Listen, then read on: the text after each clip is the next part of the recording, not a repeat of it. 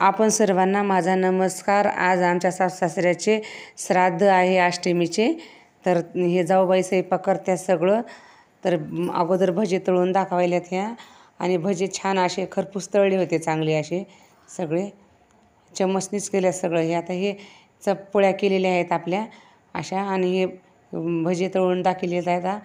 आता हे भोपळ्याची भाजी एवढी केली होती, एवढी। हे सगळं आमचा 15-20 माणसाचा स्वयंपाक होता अंदाजाने आता। आणि पंचपाळामध्ये ही भाजी दोडक्याची केलेली आहे त्यांनी।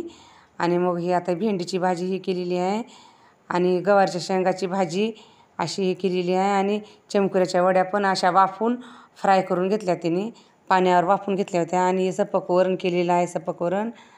आणि मग हे आळीवच्या वड्या वाफून हे आपण फ्राय करून घेतल्या तेलामध्ये, ड्रीप फ्राय केलेल्या आहेत तेलामध्ये। आणि मग दुसरा आयटम आणखीन हे पंचामृत केलेलं आहे, असं मिरच्याचं, हिरव्या मिरच्याचं चिरून ह्याच्यात चिंच, खोबऱ्याचा कूट, शेंगदाण्याचा कूट, सगळं तीळ ते टाकलेलं आहे मधामध्ये।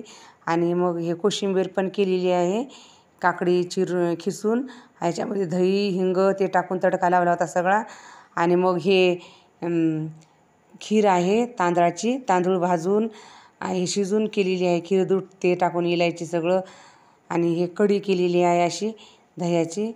आणि हे वड्या हिरवे मूग आणि हरभऱ्याची डाळ थोडीशी टाकून केलेल्या आहेत भिजून, हे असे वड्या, हिरव्या वड्या केलेल्या आहेत।